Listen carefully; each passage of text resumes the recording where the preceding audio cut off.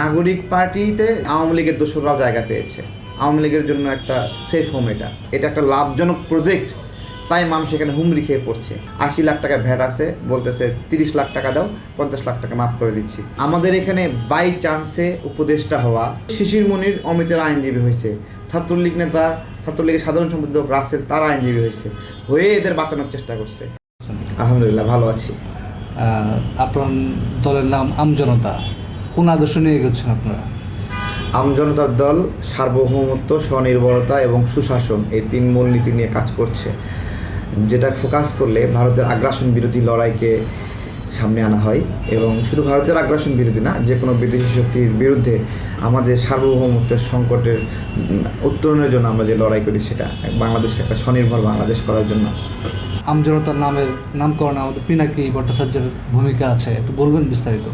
জি, পিনাকি দাদা সহ আমাদের বড় ভাই যারা আছে, তারা অনেকদিন আগে থেকেই বলছিল গণ অধিকার পরিষদের যে একাংশ আছে ওইটা এই নামে না থাকুক, কাজ করতে সমস্যা হচ্ছে। তো আর আগ্রাসন বিরোধী লড়াইয়ের একটা স্বতন্ত্র পরিচয় দরকার, সেই জন্য তারা সাজেস্ট করেন যে নামটা পরিবর্তন করার জন্য। তো আমরা নাম খুঁজতেছিলাম, অনেকগুলো বিকল্প ছিল, সেগুলোর মধ্যে আলোচনা চলছিল। ওই সময় পিনাকি দাদাকেও বলা হয়েছিল, দাদা একটা নাম সাজেস্ট করেন।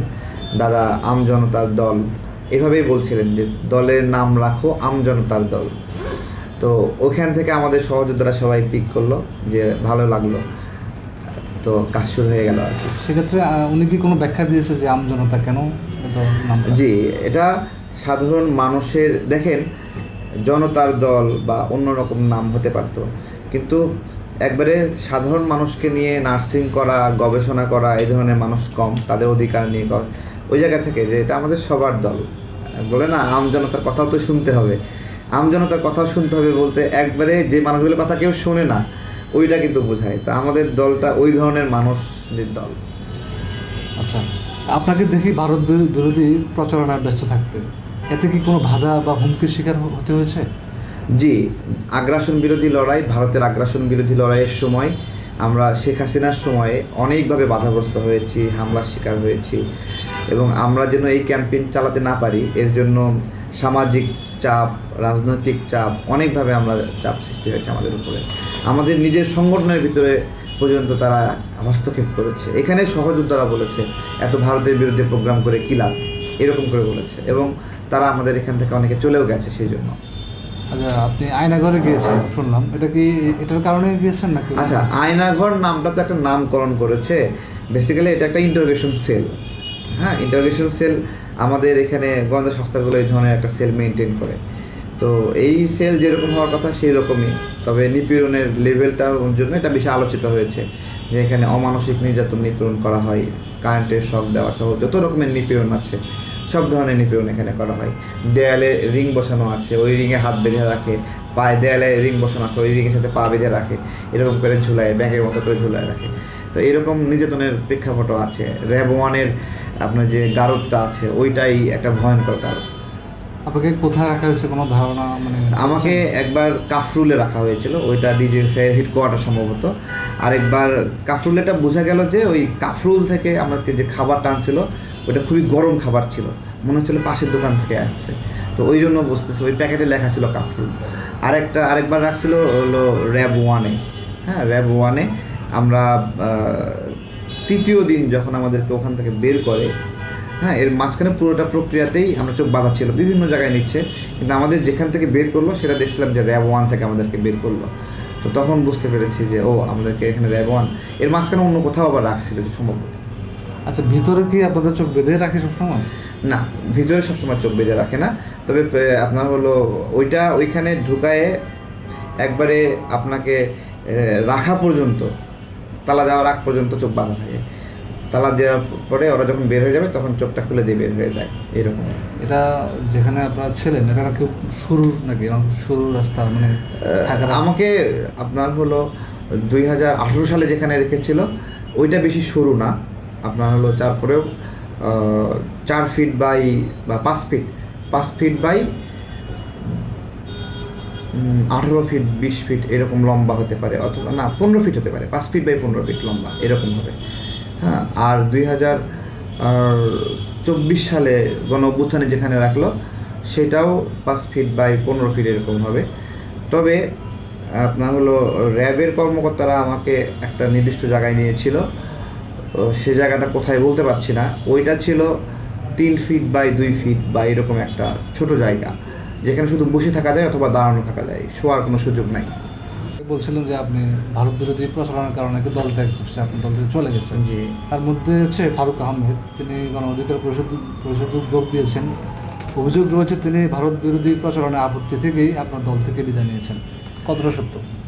আমাদের এখান থেকে যারা চলে গেছে তারা অন্য জায়গায় গিয়ে ঘর সংসার করছে, ওই ঘর সংসার নিয়ে বেশি বলতে চাই না। তবে আমাদের ভারত বিরোধী প্রোগ্রামের আমাদের সংগঠনের ভিতর থেকে অনেক বিরোধিতা ছিল। প্রেস ক্লাবেও দেখেছেন যে একজন বলছে ভারতের বন্ধুত্ব চাই, আমি তখন মাইককে কেড়ে নিয়েছিলাম। তো এরকম অনেকগুলো ঘটনা আমাদের এখানে স্মৃতি হয়ে আছে যারা এখান থেকে চলে গেছে। আমরা এতে খুবই খুশি, আমাদের শরীর থেকে বিষাক্ত রক্ত বের হয়ে গেছে। আচ্ছা, এবার আসি সাম্প্রতিক বাংলাদেশ প্রসঙ্গে। বর্তমান বাংলাদেশ কোন পথে? বর্তমান বাংলাদেশে আমরা জেলখানায় নাই, কষ্ট পাচ্ছি না, এই দিক থেকে বর্তমান বাংলাদেশে আমরা ভালো আছি। এইটাই শুকরিয়া যে আমরা জেলে নাই। আচ্ছা, অনেকে বলতেছে গণ অভ্যুত্থান বিফলে যাচ্ছে কিনা, আপনার কি মনে হয়? প্রথমত গণ অভ্যুত্থানে আর বিপ্লব, এইটা কি এটা সিরিয়া দেখিয়ে দিয়েছে সত্যিকার বিপ্লব কি। সত্যিকার বিপ্লব অপরাধীদেরকে এক্সিকিউট করে, সেটা আমরা করতে পারি নাই, সেটা করার ইচ্ছা নাই, নিয়ত নাই। বরঞ্চ অপরাধীদের সঙ্গে বর্তমান সরকার অ্যাডজাস্ট করেছে, তাদেরকে পাশে নিয়ে কাজ করেছে, তাদেরকে জায়গা দিয়েছে, তাদেরকে পুনর্বাসন করেছে, পদায়ন করেছে এবং এই সব কিছু করেছে এখানে ক্ষমতার সম্ভাব্য যারা প্রতিদ্বন্দ্বী তাদেরকে বিট দেওয়ার জন্য, চ্যালেঞ্জ করার জন্য। এটা যারা নিপীড়িত তাদেরকে চ্যালেঞ্জ করার জন্য, যারা জুলুমকারী তাদেরকে সঙ্গে করে অ্যাডজাস্ট করা হয়েছে। এখানে আমাদের কষ্টের জায়গা। এই যে এত ব্যর্থতা শুনে গণ অভ্যুত্থানে বিফলে যাচ্ছে, এর দায়টা কার?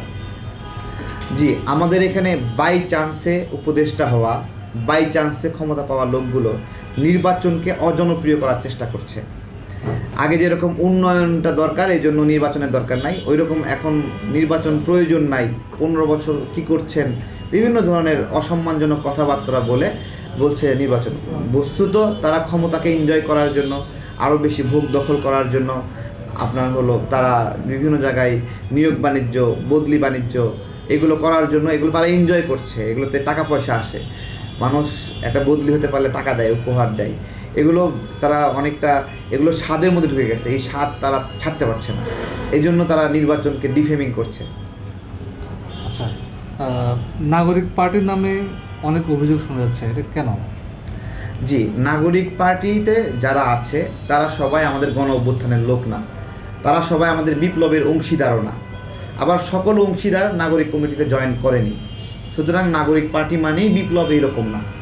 নাগরিক পার্টি একটা অংশ, এই বিপ্লবের স্টেক হোল্ডার রয়েছে, তারা একটা পার্টি ফর্ম করেছে, সঙ্গে করে নিয়েছে এই সমাজে আরও কিছু লোক, বিভিন্ন সংগঠন থেকে লোক নিয়েছে, তাদের নিজস্ব সত্তা বলে কিছু নাই, সব কিছুই ধার করা। এবং এখানে আওয়ামী লীগের দোসররাও জায়গা পেয়েছে, আওয়ামী লীগের জন্য একটা সেফ হোম এটা, এবং এটা একটা লুটপাটের আখড়াতে পরিণত হয়েছে। এটা একটা লাভজনক প্রজেক্ট, তাই মানুষ এখানে হুমড়ি খেয়ে পড়ছে। এটা যদি লাভজনক না হতো, অর্থনৈতিকভাবে এর যদি মূল্য না থাকতো, এটা যদি অর্থ আয়ের জায়গা না হতো, তাহলে এত মানুষ সেখানে গিয়ে ভিড় করতো না। আচ্ছা, গণ অধিকার পরিষদ তো একটা দল, আরেকটা দল আসতেছে এপ্রিলে, শোনা যাচ্ছে নাকি এটা হচ্ছে যারা পদ পায় নাই ওরা নাকি দলটা নিয়ে আসতেছে। জি, নাগরিক পার্টি থেকে যারা ইসলামপন্থী আছে তাদেরকে বের করে দেওয়া হয়েছে, তাদেরকে মাইনাস করা হয়েছে। ডানপন্থী অথবা এই ধরনের মানুষ যারা রাইট সেন্টার যারা আছে তাদেরকে বের করে দেওয়া হয়েছে, অনেকে এক্স শিবিরও বলে। তো তারা একটা দল করছে, তারা ভালো করে বেরোচ্ছে, তারা তাদের সততা বেশি প্রশংসিত হচ্ছে, আর এরা হলো নিয়োগ বাণিজ্য লুটপাটে জড়ায় পড়ছে।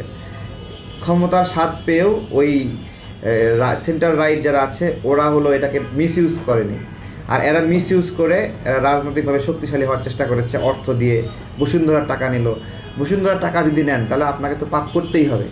সিটি গ্রুপের টাকা নেবেন, সিটি গ্রুপ আপনাকে ছেড়ে দেবে নাকি? বলেন, মেঘনা গ্রুপের টাকা নিলে মেঘনা গ্রুপকে ছেড়ে দেবে? ওরা, ওদের উদ্দেশ্য নাই টাকা। এই ওরাই তো বলছে যে নামগুলো প্রকাশ করা যাবে না। নাম প্রকাশ করলে বিপদে পড়বে কেন বলেন? ওরা কি ক্রিমিনাল নাকি? ক্রিমিনালদের টাকা নিচ্ছে বলেন? ক্রিমিনালদের টাকা নিলে কেবলমাত্র হালাল ইনকামের টাকা নিলে তো সে বিপদে পড়ার কথা না। যে কেউ দান করতে পারে, যে কোনো রাজনৈতিক প্রক্রিয়া যদি তার হালাল ইনকাম হয়। চুরি করা টাকা, ট্যাক্স ফাঁকি দেওয়া টাকা, ভ্যাট ফাঁকি দেওয়া টাকা, এগুলো এখানে দিয়ে ওই ধরেন 80 লাখ টাকা ভ্যাট আছে, বলতেছে 30 লাখ টাকা দাও, 50 লাখ টাকা মাফ করে দিচ্ছি। এরকম ঘটনাই তো ঘটার কথা। আচ্ছা, গতকাল রাতে ইলিয়াসের ফেসবুক পোস্টে গুরুতর একটা অভিযোগ প্রসঙ্গে আসি আমি। আসিফ মাহমুদ ও নাগরিক পার্টির যুগ্ম সচিব আলাউদ্দিন মাহমুদের বিরুদ্ধে অভিযোগ 50 লাখ টাকার বিনিময়ে কাউন্সিলর নিয়োগ দিচ্ছেন। কীভাবে দেখছেন বিষয়টি? ইলিয়াস ভাই একটা জিনিয়াস। উনি যেভাবে দিন তারিখ সহ বাড়ির নাম্বার, কয় তালায়, কয় নাম্বার রোড প্রকাশ করছে, এটাকে চ্যালেঞ্জ করার ক্ষমতা নাগরিক পার্টির ওদের নাই। হ্যাঁ, বেশি চ্যালেঞ্জ করলে ওইখান থেকে আবার আমরা সিসি ক্যামেরার ফুটেজ বের করবো। আশেপাশে তো বাড়ি, যেহেতু মহাখালী ডিওসিএস, সিসি ক্যামেরা 1 ডজন পাওয়া যাবে নাকি? কারা ঘোরাঘুরি করছে ওইদিকে, তারপরে ওইদিকে অনাকাঙ্ক্ষিতভাবে এই যে অনেক 30-40 জন মানুষ, 50 জন মানুষ একত্রিত হয়েছে কিনা ইন্টারভিউ দেওয়ার জন্য, বের করতে করা যাবে নাকি? হ্যাঁ, তো আমি ওদেরকে বলবো বেশি বাড়াবাড়ি করো না, কাহিনী সত্য। ওদের বিভিন্ন ফেসবুক পোস্টে আকারে ইঙ্গিতে বোঝা যাচ্ছে ওরা এগুলো করতেছে। তো এগুলো আসিফ মাহমুদ এখানে গণ অভ্যুত্থানের পক্ষের একটা অংশ হিসেবে এই সরকারে গেছে, সে যায় এইভাবে নোংরা কাজগুলো করছে যেটা প্রত্যাশিত না। সে ফেসবুকে পোস্ট করছিল আমাকে কেউ তদবিরের জন্য ফোন করবেন না, মানে এই ধরনের কথা যারা বলে সে আগে থেকে ওই মানুষকে ও শুরু ঢুকে এই কাজ শুরু করছে, তাই আগে থেকে এটা ডিক্লারেশন দিয়ে রাখছে আমাকে কেউ নক দিবেন না। ও নক দিবেন না বলে রাখছে এটা একটা জায়গায় না, আসো সবাই মুরিদ হও, হ্যাঁ এরকম। তো এগুলো সব জানে গেছে। ওদের একজন আবার পোস্ট দিছে আকারে ইঙ্গিতে বিভিন্নভাবে বাঁচানোর চেষ্টা করেছে। এটা লজ্জাজনক পরিস্থিতি যে এরা ক্রাইম করে স্বীকার করে না। এটা সবচেয়ে রাজনৈতিকভাবে দেউলিয়াতের লক্ষণ। অপরাধ করতে পারে, দলের নেতাকর্মী অপরাধ করবে, মাইনাস করে দেবে, বহিষ্কার করে দেবে, দলের মতো চলবে, দলের নির্দিষ্ট নীতি আদর্শ থাকবে, বিভিন্ন কিছু থাকবে। ওরা এগুলো থেকে কেন ব্যবস্থা নেয় না? কারণ ওরা মনে করে এগুলো একবার ব্যবস্থা করলে এস্টাবলিশমেন্ট পেয়ে যাবে যে ওরা এই ধরনের ক্রাইমগুলো করে। আসলেই কি ওরা এই ধরনের ক্রাইম করে না? ওরা কি রোজা আছে নাকি? আচ্ছা, যেহেতু আসিফ মাহমুদের প্রসঙ্গ আসছে, যে সম্প্রতি উনি একটা বই প্রকাশ করছেন, সেখানে অনেকে অনেক কিছু বলছে, ইতিহাস বিকৃত করা হয়েছে। আপনার কী মনে হয়? ইতিহাস তো বিকৃত করবেই। ইতিহাস যদি লিখতে হয়, ওরা ক্যাম্পাস সব বন্ধ করে দিয়ে বাড়ি চলে গেছিলো, সেই ইতিহাস লিখতে হবে। ওই ইতিহাস লিখছে বইয়ের মধ্যে? বলেন, আন্দোলন যে ক্ষমা দিছে, আন্দোলন যে বন্ধ করে দিয়ে নাকে খত দিছে, ওই ইতিহাস লিখছে? ওই ইতিহাস লেখেনি। ওরা যে বন্ধ করার পরে আমরা রাজনৈতিক কর্মীরা যে আন্দোলন টেক ওভার করলাম, বিজয় অর্জন করলাম, গুলিবিদ্ধ হইলাম, আমাদের এতগুলো ভাই মরে গেল, ওদের কয়জন মারা গেছে, এই আর্গুমেন্টগুলো লিখছে? লেখেনি। ওদের মতো করে একটা গল্প বানায় ছবিও রাখছিল, সেখানে শিবিরের ভাইদেরকে আবার বাদ দিছে। ছাত্রদল, ছাত্র শিবির ছাড়া এই আন্দোলনের ইতিহাস লেখা সম্ভব না। আমাকে ছাড়াও এই আন্দোলনের ইতিহাস লিখতে পারবেন না, নুরুল হক নূরকে ছাড়াও এই আন্দোলনের ইতিহাস লিখতে পারবেন না। কারণ এগুলো জায়গায় পড়তে ছড়ায় আছে। এগুলো অহেতুক চেষ্টা হবে যদি কেউ এগুলোকে মাইনাস করে গল্প লেখে। এগুলো মানে বর্জিত হয়েছে, এই গল্প সবাই প্রত্যাখ্যান করেছে। মাইনাস করার পিছনে কি আছে আপনার কি মনে হয়? ওরা রাজনৈতিকভাবে একটা ইস্টাবলিশমেন্ট চাই যে ওরাই এই গণ অভ্যুত্থানের মালিক, কিন্তু ওরা তো মালিক না। আসলে ওরা কি মালিক আসলে গণ অভ্যুত্থানের? এখানে কি প্রথম আলোর কোনো ইন্ধন আছে আপনার কি মনে হয়? এটা তো প্রথম আলো পাবলিকেশনের কাছে আসিফ গেছে মানে প্রথম আলোর সঙ্গে এদের দহরম মহরম। প্রথম আলো, মুস্তফা সারোয়ার ফারুকী, এগুলো এখন ওরা তো অনেক জনপ্রিয় মানুষের বিরুদ্ধে বললে মৌমাছির মতো আসে আমাদেরকে হুল ফোটাইবে। জনপ্রিয় মানুষ ওই মিথ্যা বললেও সত্য। এটা আমরা সাধারণ চিল্লাচিল্লি করেও যদি সততার বাণী প্রচার করি, তারপর বলবে যে না, তারেক যেহেতু বলছে, আসিফের বিরুদ্ধে যেহেতু বলছে, তাহলে আসিফই সঠিক, তারেক ভুল। মানে আমাদের ওইটুকু গ্রহণযোগ্যতা নাই। ওরা কোনোভাবে একটু ফ্লোর পেয়ে গেছে। লড়াই তো আমরা সবাই করছি, জীবন দিয়ে, জীবন বাজি রেখে লড়াই করছি, লড়াইয়ের ক্ষেত্রে তো কমতি রাখি নাই। ঠিক আছে, এখন কোনোভাবে ওরা সম্মানিত হয়ে গেছে। এখন ওরা যেটা বলবে ওটাই এখন সত্য, আমাদের সত্যতার কোনো দাম নাই। আসিফ নজরুল ও প্রথম আলো ডেইলি স্টার নিয়ে নানা ধরনের সমালোচনা চলছে। কেউ বলছেন তারা দেশ বিরোধী কাজ করছেন। আপনার বক্তব্য কী? প্রথম আলো এবং ডেইলি স্টার বাংলাদেশের শক্তিশালী দুটো গণমাধ্যম। এই গণমাধ্যমগুলো বাংলাদেশের পারপাস সার্ভ করতে পারতো, কিন্তু তারা ইসলামপন্থীদের বিরুদ্ধে দীর্ঘদিন প্রোপাগান্ডা ছড়াইছে, তাদেরকে জঙ্গি বানানোর চেষ্টা করছে। এইখানেই কিন্তু সমস্যা। আমাদের দাবি ছিল যে এইখানে ওরা সংশোধন হোক, পরিবর্তন হোক। আমরা এখনও দাবি করি বাংলাদেশে এই ধরনের শক্তিশালী গণমাধ্যম প্রয়োজন আছে। রাতারাতি আমার দেশ চাইলেই প্রথম আলো হতে পারবে না, পারবে নাকি আসলে? ঢাকা পোস্ট চাইলেই রাতারাতি প্রথম আলো এই দেশে হতে পারবে? এটা একটা বড় একটা মানে ব্র্যান্ডিং আছে। এই ব্র্যান্ডিংটা দেশের কাজে লাগার পরিবর্তে দেশের ইসলামপন্থীদের বিরুদ্ধে কাজে লেগেছে দীর্ঘ সময়। আমাদের এখনও দাবি যে তাদের অনেক সক্ষমতা রয়েছে, তাদের অনেক মেধাসত্ত্ব রয়েছে, এই মেধাসত্ত্বগুলো ইসলামের বিরুদ্ধে ব্যবহার না হোক, ঠিক আছে? ওদের এই এজেন্ডাগুলো ত্যাগ করতে হবে, ত্যাগ করে স্বাভাবিক আপনার হলো সাংবাদিকতা করতে হবে। ভিন্ন প্রসঙ্গে আসি, সাবেক শিবির নেতা ও জামাত নেতা অ্যাডভোকেট শিশির মোহাম্মদ মনির কেন তিনি আসামের পক্ষের হয়ে কাজ করে থাকেন? সম্প্রতি আবরার ফাহাদ হত্যার ফাঁসির আসামের পক্ষে দাঁড়িয়েছেন, আপনি কেন তার সমালোচনা করেন? আবরার ফাহাদ হত্যা মামলায় যে ব্যক্তিটা ভিডিও কল দিয়ে বলছিল ওরা আরও 2 ঘন্টা মারো, সেই অমিতের যাবজ্জীবন, আর অন্যরা যারা ওদের হলো মৃত্যুদণ্ড। আমাদের একটা বিষয় ছিল যে অমিতের জন্য মানে হলো ফাঁসি হয় অন্যদের মতো, কিন্তু শিশির মনির অমিতের আইনজীবী হয়েছে, ছাত্রলীগ নেতা, ছাত্রলীগের সাধারণ সম্পাদক রাসেল তার আইনজীবী হয়ে এদের বাঁচানোর চেষ্টা করছে। এই জায়গাতে এইরকম নোংরামি না করলেও পারতেন। আরও নোংরামি হয়েছে যে জামাত শিবিরের ভাইরা শিশির মনির পক্ষে হয়ে অ্যাডভোকেসি বলছে এবং তার এই লড়াইটাকে হকের লড়াই বলে প্রতিষ্ঠা করছে। এর চেয়ে জুলুম হতে পারে যে আবরার ফাহাদের খুনিদেরকে বাঁচানোর যে অ্যাডভোকেসি, আইনি লড়াই, এইটাকে ওরা হকের লড়াই হিসেবে প্রতিষ্ঠা করছে এবং আমরা যারা প্রতিবাদ করছি আমরা নাকি হকের পরিপন্থী। আচ্ছা আচ্ছা, এখন ওনার বক্তব্য কি ছিল এই বিষয়ে? না, উনি জাস্ট সিম্পলি ওখান থেকে মানে শুনানিটা কইরা গা ঢাইকা সরে গেছে, ঠিক আছে? কামজা করার শুনানির মধ্যে করেই ফেলছে। আমরা বলছিলাম যে আপনি আপনার বক্তব্য, অ্যাডভোকেসির যে নথি দিয়েছেন এগুলো প্রত্যাহার করবেন, উনি সেগুলো প্রত্যাহার করেনি। না, উনি কেন করছেন এটা? কেন মানে যারা উনি কেন করছেন? প্রথমত ওনার অনেক টাকা প্রয়োজন, এই জন্য খুনিদের টাকা বেশি টাকা, এমনি নর্মাল মামলাতে মানুষ টাকা কম দেবে, খুনিরা বাঁচার জন্য, জীবন বাঁচানোর জন্য কি করবে? 10 লাখ, 20 লাখ, 50 লাখ, 1 কোটি টাকা দিলে ওদের সমস্যা নেই, বাঁচতে হবে, সেই টাকার দিকে ওনার লোভ পড়তে পারে। অথবা আবরার ফাহাদের খুনিদের একটা অংশ ছাত্র শিবিরের ছিল, যে কারণে দলীয়ভাবে তাদের নির্দেশ ছিল হয়তোবা ওদেরকে বাঁচাইতে হবে এবং ওই কারণেই হয়তোবা তারা সংগঠিতভাবে আবার শিশির মনিরের পক্ষে বলতেছে এটা হলো হকের লড়াই। এবার আমরা নির্বাচনের প্রসঙ্গে আসি। জামাত বিএনপি বর্তমানে দুটি বড় দল, কিন্তু দু দলের বক্তব্য দুই রকম, বলা যায় কাদা ছোড়াছড়ি। কেউ আগে জাতীয় নির্বাচন, আবার কেউ স্থানীয় নির্বাচন চাচ্ছেন। এতে কি আর কোনো সমস্যা দেখছেন আপনি?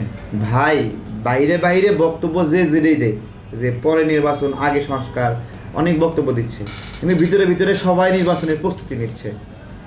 দিছে না জামাতে ইসলাম জায়গায় প্রার্থী ঠিক করছে না, তাহলে আগে সংস্কার পরে নির্বাচন হলে সংস্কারের বিষয়ে মতামত দিত। সংস্কারের জন্য যে প্রস্তাবনা প্রধান উপদেষ্টা দিছে, জামাত তো সেই সংস্কার প্রস্তাবনায় তাদের মতামত দেয় নাই।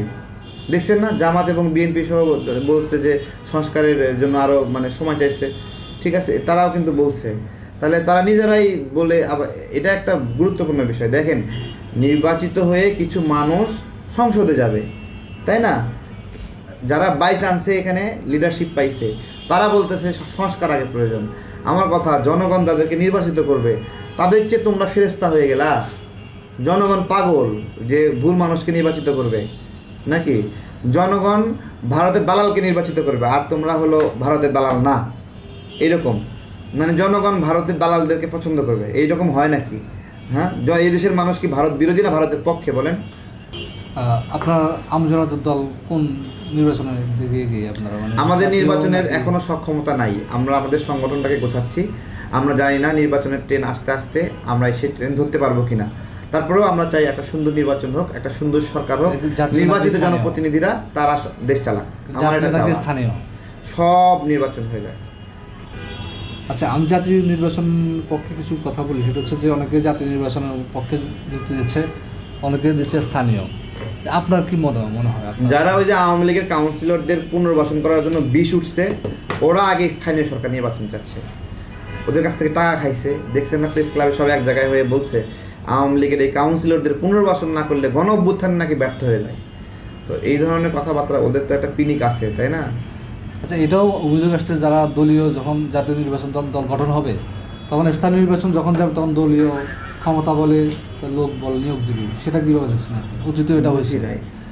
সাপোজ আপনি জাতীয় নির্বাচন দল গঠন করছেন, হুম আপনি দল পরবর্তীতে স্থানীয় নির্বাচন দিলেন, হুম সেক্ষেত্রে আপনার ক্ষমতা বলে আপনি জোর খেটে আপনি ওই যে শোনেন, একটা হুকুমত যখন ক্ষমতায় যায়, ঠিক আছে, সেই হুকুমতের সকল উইংসই ক্ষমতায় যায় এবং ওই হুকুমতের একটা স্কুল শাখাও ক্ষমতার অংশ, একটা কলেজ শাখাও ক্ষমতার অংশ।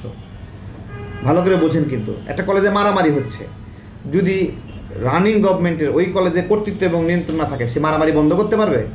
একটা বাজারে মারামারি হচ্ছে, যদি প্রধানমন্ত্রীর হুকুমত ওই বাজার পর্যন্ত না থাকে, বাজার নিয়ন্ত্রণ করতে পারবে? পারবে না। এখানে আপনার হলো সরকারে থাকবে এক জায়গায় আর স্থানীয় সরকার থাকবে অন্যরকম পক্ষ, এইরকম একটা মেকানিজম হওয়া দরকার, তাহলে তো দেশ আগাতেই পারবে না, সারাক্ষণ মানে বাদ বিবাদ হবে।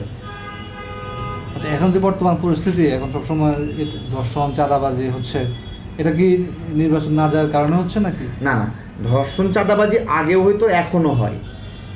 আগে প্রকাশ করতে পারতো না, এখন প্রকাশ হচ্ছে এবং এই প্রকাশ পাচ্ছে, বিচারের কথা বলছি, আমরা সবাই মিলে আলাপ আলোচনা করছি, চিন্তা করছি, প্রতিবাদ করছি, এই জন্য তো এটা বন্ধ হবে আস্তে আস্তে। আচ্ছা, আরেকটা গুরুতর অভিযোগ হচ্ছে যে চাঁদাবাজি হচ্ছে, মানে টেম্পোস্টান অনেক কিছু বলতেছে, এটা তো অভিযোগ আসতেছে বিএনপি একটা বড় দলের বিরুদ্ধে, বিএনপির মতো একটা দল। হুম। এটা আপনি কীভাবে দেখছেন? এটা কি আসলে উচিত ছিল? জনগণ তো বিপাকে পড়বে। জি জি জি। তাহলে এটা বিষয়টা কীভাবে দেখছেন? দেখেন, যত বড় দল তত বেশি এটা নিয়ন্ত্রণ ছাড়া, যেই দলই যত বড় হবে তত বেশি কর্তৃত্ব, তত বেশি মারামারি। এই যে দেখেন, আস্তে আস্তে গণ অধিকার পরিষদ শক্তিশালী হচ্ছে, মাঠের কর্তৃত্ব পাচ্ছে, নাগরিক পার্টি কর্তৃত্ব পাচ্ছে। খুলনায় সরকারি ভবন দখল করার জন্য নাগরিক পার্টি আর গণ অধিকার পরিষদ মারামারি লাগে, ফাড়াবাড়ি করে দিচ্ছে। তো আপনার হলো দুইটা পক্ষ যদি দুর্বল থাকতো একটা পক্ষ, তাহলে কি মারামারি হইতো? হইতো না। আস্তে আস্তে তারা শক্তি পাচ্ছে, শক্তি দেখাচ্ছে। এরকমভাবে বিএনপি আরও শক্তিশালী, জামাত শক্তিশালী, যে যার মতো করে শক্তি দেখাবে, খুবই স্বাভাবিক। বড় দলগুলোতে এই ধরনের বিশৃঙ্খলা থাকবেই। কতটুকু নিয়ন্ত্রণ করতে পারতেছে সেটা বিষয়, তাদেরকে প্রশ্রয় দেয় কিনা সেটা বিষয়, বহিষ্কার করে কিনা, বিচারের আওতায় আনে কিনা, এগুলো হলো আমাদের দেখতে হবে। সবশেষ আপনার কোনো বক্তব্য আছে কিনা?